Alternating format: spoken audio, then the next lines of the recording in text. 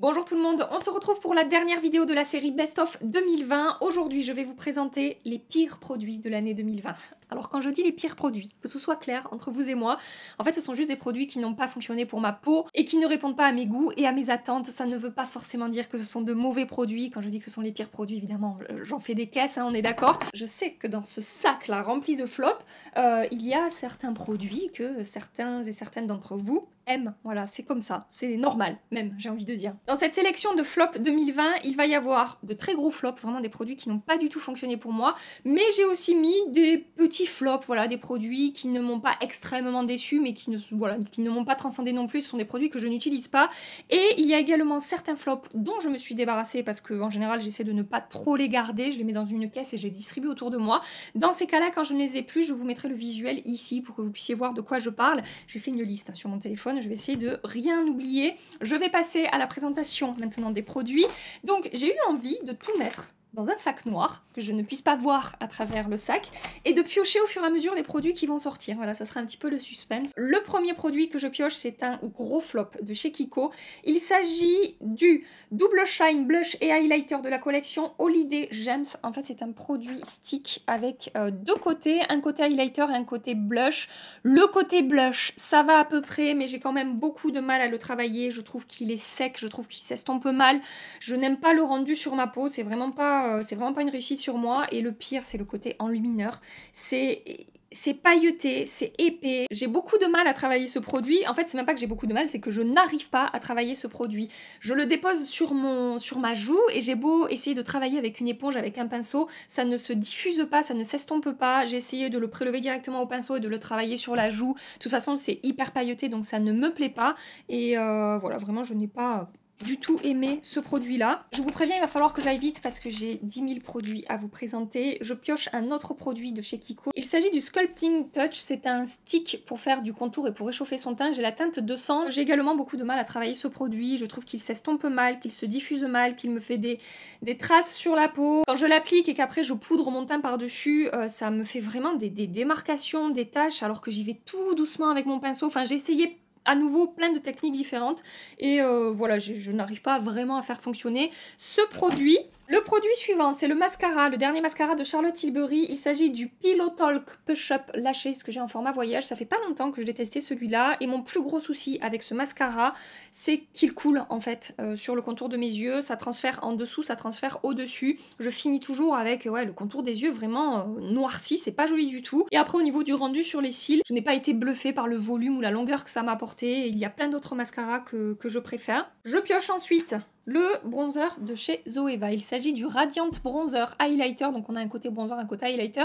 C'est la teinte Lumi 01. On n'est pas sur un énorme flop, mais on est sur un bronzer que je trouve assez épais sur la peau. Je trouve vraiment qu'il va marquer la texture de ma peau et qu'il ne va pas super bien se fondre et du coup ce n'est pas un bronzer que j'utilise. Après au niveau de la lumière j'aime beaucoup, c'est un petit peu satiné, c'est très joli mais c'est trop épais en termes de texture sur ma peau. Et si je me souviens bien, il me semble aussi que j'avais un petit peu de mal à le travailler et avoir un rendu vraiment uniforme. Il me fallait un petit peu de temps pour vraiment avoir quelque chose sans démarcation, il me semble, parce que ça fait un petit moment que je l'ai testé celui-là, donc des fois, j'oublie un petit peu pourquoi ces produits ont fini dans dans un carton. J'ai un carton là avec mes flops. Mais il me semble aussi que j'avais un petit peu de mal à le travailler.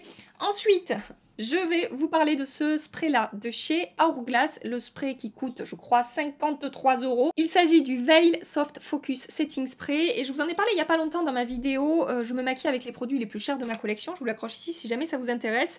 C'est un spray qui va, en général, bousiller mon maquillage à la fin de mon make-up. Il est censé flouter un petit peu la peau, faire fondre les matières ensemble et mon souci avec ce spray c'est que en fait il me laisse un film un petit peu gras sur la peau, j'ai la peau mixte et du coup je brille hyper vite avec ce produit et ça me fait un petit peu cakey en fait. Alors dans la vidéo où je l'ai utilisé récemment, j'en ai vraiment appliqué un tout petit peu. J'étais très loin, j'ai un petit peu diffusé sur mon visage comme ça pour que ça se dépose de manière très légère sur ma peau. Et donc, ça s'est bien passé, c'est-à-dire que ça n'a pas fait trop gras et ça n'a pas fait d'effet de matière. Mais je préfère pas. Je préfère pas utiliser ce truc. Je préfère me tourner vers mes sprays qui fonctionnent bien et avec lesquels je peux me doucher et je n'aurai pas de problème sur mon visage après avoir appliqué 3 tonnes de spray. Ensuite, qu'est-ce qui va sortir? Le fond de teint Born This Way Matte de chez Too Faced. Alors par exemple, ce fond de teint, tu veux bien faire un petit focus? Merci. Ce fond de teint, je sais que certaines et certains d'entre vous l'adorent et sur moi, c'est un petit peu compliqué. J'ai une relation assez bizarre avec ce fond de teint. Il y a des jours où c'est super joli et il y a des jours où c'est la catastrophe. Et quand je vous dis la catastrophe, le fond de teint se sépare de ma peau, fait de l'effet de matière, ça fait plâtre, ça fait gras, c'est pas joli du tout, ça bouge, presque ça se détache et ça tombe de ma peau. J'exagère à peine, j'en fais un petit peu trop quand même. Mais vraiment, il se sépare de ma peau. Et on voit que ma peau rejette le fond de teint. Ça me fait des petits points blancs sur la zone T. Et du coup, ça n'est pas un fond de teint que j'utilise parce que je sais jamais comment ça va se passer. Et on va dire que 6 à 7 fois sur 10, ça ne se passe pas bien. Il n'y a pas assez de fois où ça se passe bien pour que je continue à utiliser ce fond de teint. Et des fois, j'ai fait le lundi et le mardi exactement le même make-up, c'est-à-dire que j'ai utilisé les mêmes produits en dessous et par-dessus. Le lundi, ça s'est bien passé. Le mardi, j'ai fini toute dégoulinante avec de l'effet de matière sur le visage. Donc, c'est pour ça que ce fond de teint finit dans mes flops. Et c'est dommage parce que les jours où ça se passe bien, c'est très beau sur la peau, mais malheureusement, c'est pas tous les jours. Ensuite, j'ai une poudre de Make-up Révolution à vous présenter. Alors ce produit, au-delà du fait que ça ne soit pas très efficace sur ma peau, c'est le produit qui a le packaging le plus catastrophique que j'ai pu voir en 2020. Je vous montre, la poudre est fermée. Il n'y a pas forcément de quoi plus la fermer que ça à l'intérieur. Et en fait, est-ce que vous voyez ce qui se passe? Non, vous n'avez pas pu voir, je vais vous remontrer. Voilà. En fait, il y a 2 trous là. Et du coup, j'ai de la poudre partout maintenant sur mon petit meuble devant moi. Donc déjà, ça pour moi, c'est un point vraiment très négatif. Quel que soit l'endroit où je vais stocker cette poudre, si elle est un tout petit peu bougée, ça va en mettre partout. Donc c'est un petit peu pénible. Et ensuite, au niveau de la qualité de la poudre, c'est pas une catastrophe, mais c'est pas non plus une poudre qui fonctionne particulièrement bien sur ma peau. Elle fixe un petit peu le maquillage, mais j'ai des poudres qui fixent beaucoup mieux. Ah ben voilà, je suis en train d'en mettre sur mon micro. Ah ouais, parce que ça sort par devant aussi. C'est parfait, c'est très bien. Donc je vous disais, elle fixe moyennement le maquillage. Elle a un joli rendu sur la peau, elle est assez fine, elle est assez fondue. Mais voilà, il y a plein d'autres poudres que je préfère, donc je ne l'utilise pas du tout, celle-ci. Ensuite, on passe sur ce produit de Sephora Collection. Alors là, c'est un très gros flop. C'est vraiment un produit qui n'a pas fonctionné du tout pour moi. Il s'agit du blush. Alors comment il s'appelle? Le Colorful Metal Blush que j'ai en teinte numéro 40 et j'ai beau frotter mon pinceau dans ce blush comme une tarée, enlever, parce qu'on le voit que ça se glace là par-dessus le blush, je frotte avec un goupillon, je reviens avec mon pinceau, je réapplique sur mes joues, il ne se passe quasiment rien, ce blush n'est absolument pas pigmenté. Non mais regardez, je viens de... Attendez, je vous montre. Je l'ai mis là, je sais pas, on voit un petit peu de lumière, on voit un tout petit peu de teinte, mais j'ai frotté comme une malade quoi. Ensuite, qu'est-ce qui va sortir de ce sac? Un enlumineur de Charlotte Tilbury, c'est son dernier, je crois, qui est sorti en automne ou début d'hiver, je ne sais plus exactement. Il s'agit du Hollywood Superstar Glow Highlighter. Alors ça c'est pareil, je sais que certaines personnes adorent cet enlumineur. Sur moi, je trouve qu'il est quand même assez épais, je trouve qu'ils ne se font pas bien à ma peau, je trouve qu'ils marquent ma texture de peau alors que je n'ai pas vraiment de texture de peau sur cette zone là. C'est vraiment pas un enlumineur vers lequel je me tourne, que j'ai envie d'utiliser. Il y en a plein d'autres que j'adore, par exemple celui que je porte aujourd'hui, le By Terry en édition limitée là de Noël, le Twinkle Glow. Je raffole de ce produit, c'est fondu, ça se diffuse super bien, c'est tellement imperceptible en fait que voilà, que ça ne se voit absolument pas en termes de texture sur la peau par rapport à celui-là. Donc même si c'est pas une catastrophe, j'ai testé des enlumineurs bien pires que ça, c'est vraiment pas un produit vers lequel j'ai envie de me tourner. Alors attendez, je l'ai vu là, je l'ai aperçu, je l'attrape. Toujours chez Charlotte Tilbury, le bronzer. Donc là c'est pareil, c'est pas un gros flop, c'est pas une catastrophe, mais j'utilise ce bronzer pour mon creux de paupière, je ne l'utilise pas du tout sur mon visage. Il s'agit du Airbrush Bronzer, donc c'est un bronzer mat, là c'est la teinte 01 pâle que je vous montre. J'ai également la teinte 02 parce que la différence de teinte entre la 1 et la 2 est quand même énorme. Et je trouvais la 2 un petit peu foncée pour moi. et la 1 un petit peu trop claire pour moi. Donc en fait, quand j'ai eu testé ce bronzer, je mélangeais ces deux teintes-là. Et donc pourquoi ce bronzer se retrouve dans ma vidéo flop, c'est assez aléatoire aussi avec ce produit, un petit peu comme le fond de teint Too Faced. Il y a des jours où ça va bien se fondre, où ça va bien se diffuser, où je trouve que le rendu est plutôt joli, et il y a des jours où ça me fait des marques, ça me fait des démarcations, ça tâche ma peau, ça fait... Quand un bronzer s'applique mal, ça peut avoir tendance à faire un petit peu sale sur la peau, un effet sale en tout cas, et on va dire qu'une fois sur deux, c'est le rendu que j'ai avec ce bronzer, même quand je poudre mon fond de teint avant, évidemment. Donc je l'utilise dans mon creux parce que j'aime beaucoup cette teinte numéro 2 dans mon creux de paupière. Je trouve que ça match super bien avec ma carnation. C'est pour ça que je le garde et que je le mets pas dans mon carton flop.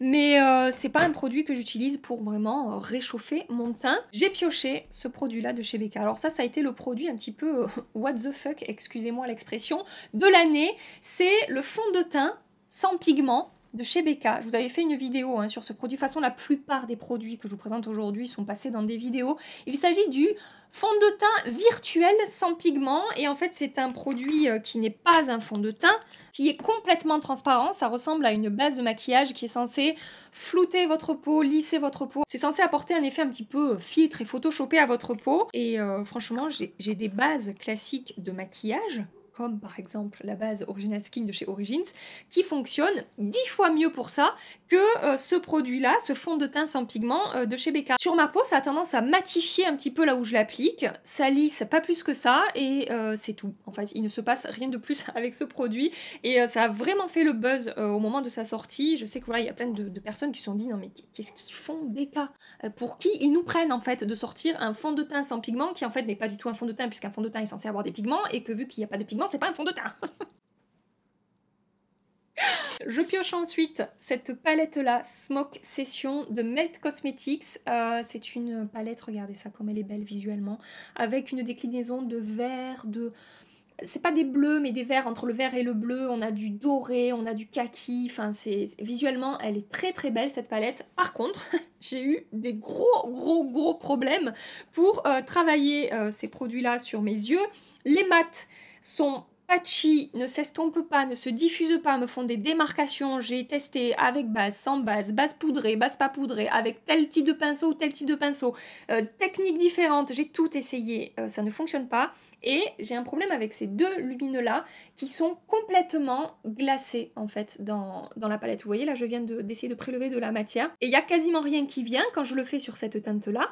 Regardez la différence. Et après en avoir discuté avec certaines d'entre vous, apparemment, j'ai un souci avec ma palette. Alors je ne suis pas la seule, parce que j'ai eu des retours de personnes qui ont le même problème que moi, mais j'ai eu des retours de personnes qui m'ont fait des swatchs en direct sur Instagram, en message privé, en me montrant le rendu des swatchs sur leurs mains. J'étais bluffée, c'est-à-dire que tous les fards se comportent comme celui-là. C'est crémeux, c'est fondant, c'est pigmenté, c'est métallisé, c'est du beurre. Et moi vraiment avec ces deux-là, c'est une catastrophe. Et j'ai beau, pareil, frotter avec un goupillon pour essayer de déglacer le fard.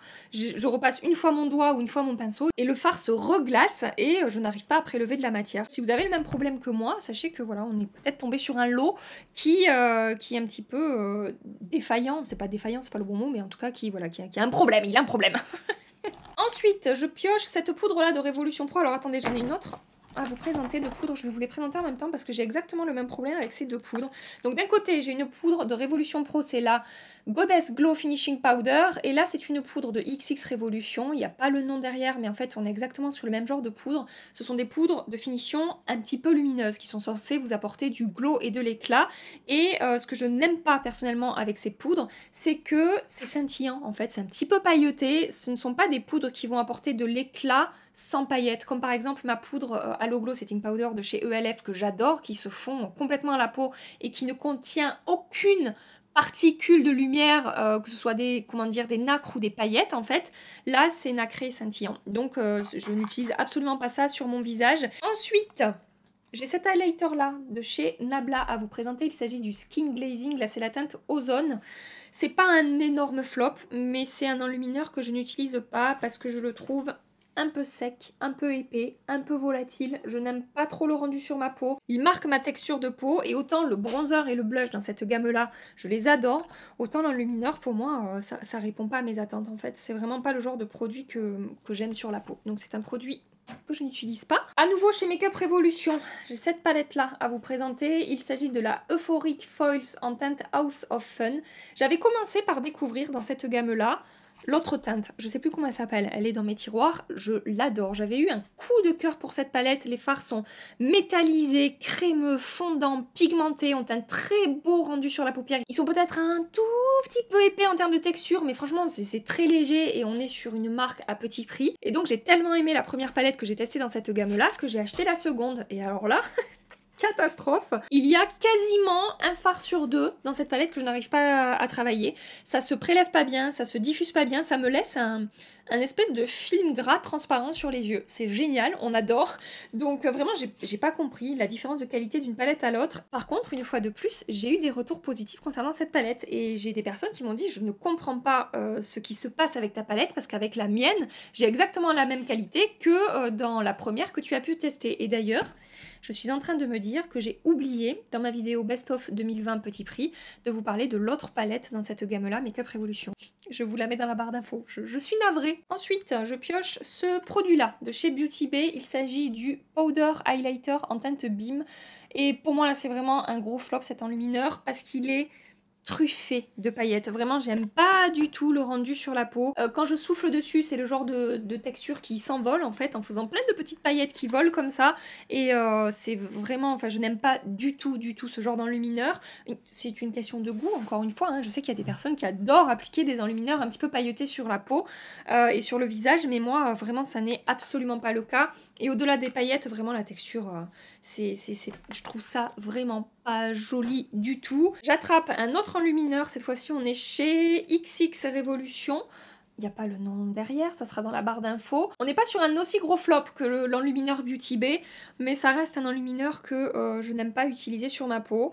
Il est beaucoup moins volatile et beaucoup moins épais, mais il marque quand même ma texture de peau. Je trouve qu'ils ne se font pas super bien à la peau. Il y a des produits XX Revolution que j'ai découvert et que j'adore. Le bronzer, le blush lumineux, ils étaient dans ma vidéo justement Best of 2020 à petit prix et prix abordable. Mais cet enlumineur là, il ne m'a pas convaincue. Je n'aime pas le rendu sur ma peau et c'est pas un produit que j'ai envie d'utiliser. Ensuite, bronzer crème de chez Sephora. Il s'agit du stick bronzer et contour que j'ai en teinte Light 10 clair. Donc c'est un produit qui va à la fois réchauffer le teint et structurer un petit peu votre visage.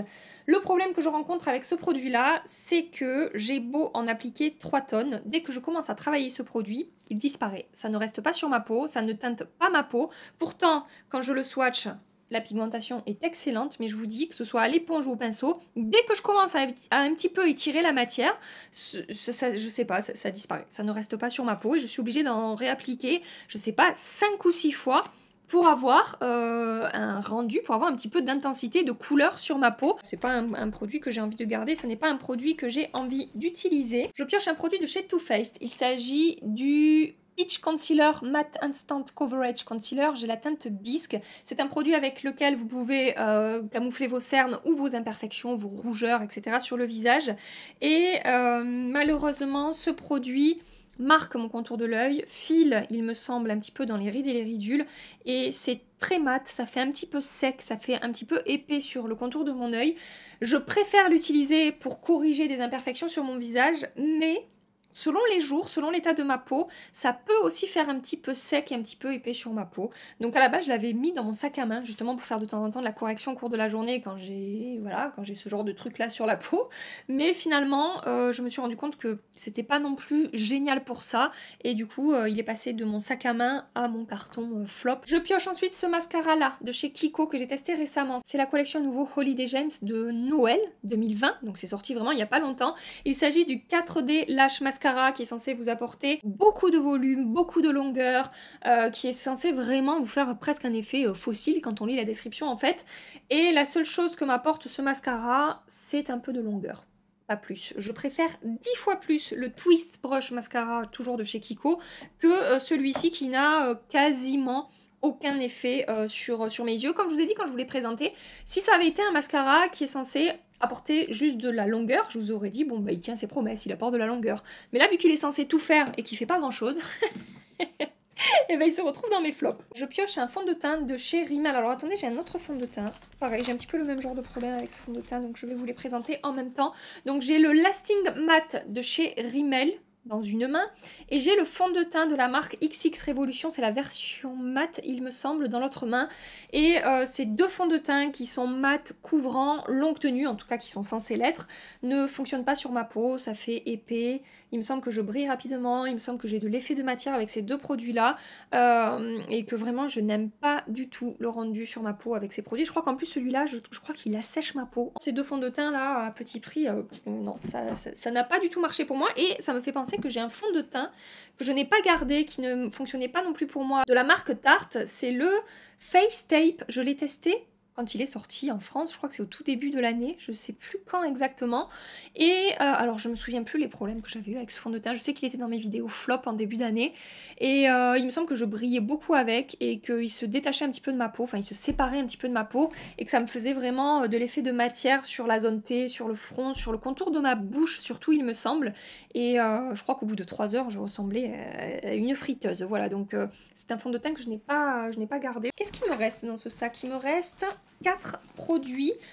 Tout d'abord un produit de chez Zoeva, c'est l'anti-cerne Authentic Skin Perfector Retouche Concealer. Cet anti-cerne marque mon contour de l'œil. Il évolue pas super bien, j'ai des anti-cernes qui sont beaucoup plus fondus, qui m'apportent beaucoup plus un effet peau en bonne santé et contour de l'œil hydraté que cet anti-cerne là, qui a tendance à marquer un petit peu ma peau. C'est pas forcément qu'il fait épais ou cakey, mais je trouve que ma texture de peau n'est pas jolie quand j'utilise cet anti-cerne de chez Zoeva. J'ai ce stick là de chez Fenty Beauty, c'est un enlumineur effet mouillé avec une texture un petit peu gel en stick comme ça, c'est assez particulier comme texture. Il s'agit du Match Stix Glow Skin Stick, c'est dur à dire.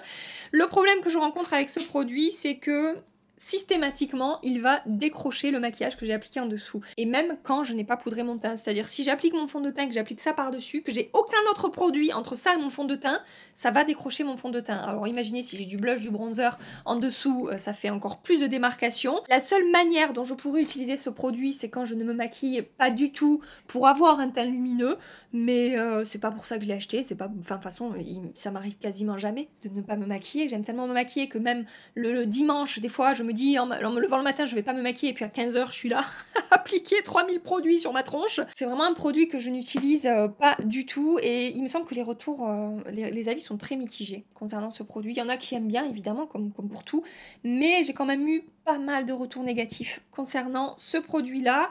Ensuite, j'ai ce blush là de Natasha Denona à vous présenter, c'est le Bloom Highlighting Blush. Je sais plus quand est-ce que c'est sorti ça, je crois que c'était cet été. Alors la teinte je la trouve super jolie, ça peut faire peur comme ça, mais finalement une fois travaillée, la teinte en elle-même est assez jolie. Par contre je trouve que ce produit fait épais sur la peau. J'ai non seulement du mal à le diffuser, mais surtout je trouve qu'il marque mon grain de peau et je trouve qu'il ne se fond pas bien à ma peau. Et du coup c'est un blush que je n'utilise pas du tout. Et donc le dernier produit que j'ai à vous présenter, c'est cette ombre à paupières liquide là de chez Glossier. Il s'agit du Lit Star que j'ai en teinte Cube. Ça sera dans la barre d'infos, c'est UB. Pourquoi j'aime pas cette ombre à paupières? Je trouve qu'en fait on la voit quasiment pas sur les yeux. Alors ça c'est une question de goût, beaucoup, plus que de qualité de produit que je n'aime pas, mais ça conviendra vraiment aux personnes qui aiment les choses ultra discrète et ultra naturelle sur les yeux. Vraiment ça se voit pas beaucoup, et en même temps je vous dis ça, mais je me souviens que ça tenait pas bien sur mes yeux. Je me souviens qu'en milieu fin de journée ça avait un petit peu filé, un petit peu migré, donc même au niveau de la qualité en fait c'était pas une réussite. Je pensais franchement même au swatch que ça se verrait un petit peu plus que ça sur les yeux, parce qu'au swatch c'est discret, mais quand même on a une jolie lumière, je trouve ça assez joli, mais finalement appliqué sur les yeux une fois que ça a séché, c'est quasiment inexistant je trouve. C'est peut-être la teinte aussi qui fait ça, hein. Peut-être qu'avec d'autres teintes j'aurais pas ce problème là, et au niveau de la tenue, franchement avec base ou sans base c'est pas super pour moi. Je crois que oui, j'ai vidé mon petit sac, enfin mon gros sac qui était bien rempli. Laissez-moi prendre la liste des produits que je n'ai pas aimé cette année, que je n'ai pas gardé. L'anti-cerne Dior, c'est l'anti-cerne Forever, il me semble, je vous mets le visuel ici. C'est un anti-cerne qui plombait énormément mon contour de l'œil. J'aimais bien la texture, je trouvais qu'il se fondait bien et qu'il me faisait une jolie peau sur le contour de l'œil, mais au bout de 2 heures, j'avais vraiment une ombre qui apparaissait sur mon cerne, et mon cerne en fait ressortait énormément au travers de l'anti-cerne au bout de 2 heures, comme si en fait la teinte de l'anti-cerne disparaissait de mon contour de l'œil. Alors c'est pareil, je sais qu'il y en a qui adorent cet anti-cerne, mais vraiment pour moi ça n'a pas fonctionné.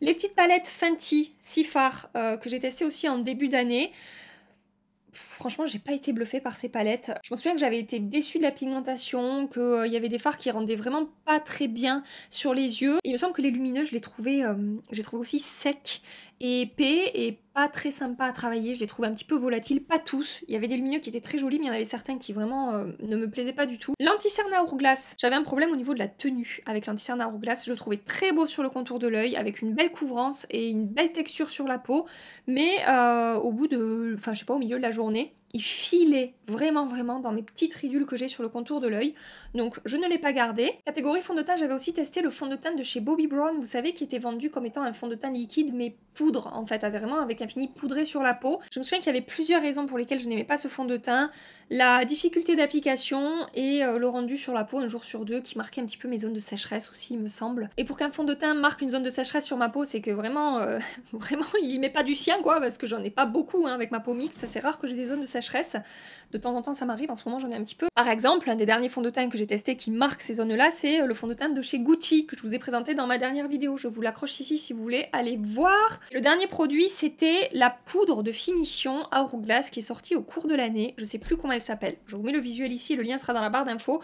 C'était une poudre qui était à la fois très jolie sur la peau, mais qui contenait quelques petites paillettes à l'intérieur. J'avais envie d'une poudre qui ressemble un petit peu par exemple aux poudres Brightening CC Powder de chez By Terry qui apporte un petit peu d'éclat et qui, enfin quand même pas mal d'éclat, elle a une belle lumière cette poudre et qui floute un petit peu la peau et qui lisse la peau et qui embellit le grain de peau et ça avait un joli rendu lumineux quoi qui me semble un poil doré, donc c'était pas parfait au niveau de la teinte et il y avait ces quelques paillettes sur le visage du coup qui me dérangeaient et je n'ai pas gardé cette poudre. Voilà pour les flops de l'année 2020. C'est possible que j'ai oublié des produits. J'ai remonté pour faire ces vidéos Best of 2020, j'ai remonté toutes mes vidéos de 2020 pour être sûre de ne rien oublier, mais voilà, je ne peux rien vous garantir. N'hésitez pas à me dire en commentaire, vous, quels sont les produits qui vous ont déçu en 2020, quels sont les produits dans lesquels vous aviez beaucoup d'espoir et qui vous ont déçu et qui n'ont pas fonctionné pour vous. Je vous attends dans les commentaires. Ça m'évitera peut-être de faire des achats en 2021 que je pourrais regretter, bien que on ne le répétera jamais assez, même si je l'ai déjà répété 100 fois dans cette vidéo. C'est pas parce que ça fonctionne pas pour vous que ça fonctionnera pas sur moi. Elle est chiante, hein. Ouais, j'avoue, je suis un petit peu chiante. Non, mais vous savez, des fois, si on explique comme ça des choses plusieurs fois, c'est qu'il y a une raison.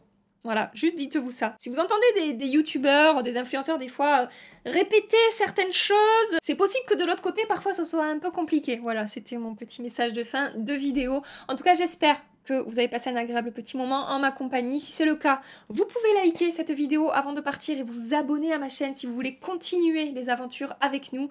En attendant ma prochaine vidéo jeudi soir à 21 h et avant ça il y aura le make-up du mardi soir sur Instagram. Si vous ne me suivez pas sur Instagram, c'est la loge de Gabrielle. On se retrouve tous les mardis soirs pour un make-up ensemble. En fait, je me maquille en story avec vous, donc n'hésitez pas à nous rejoindre. En attendant mardi soir ou jeudi soir selon vos envies, je vous fais des milliards et des milliards de bisous. Prenez soin de vous et à très bientôt. Bye bye.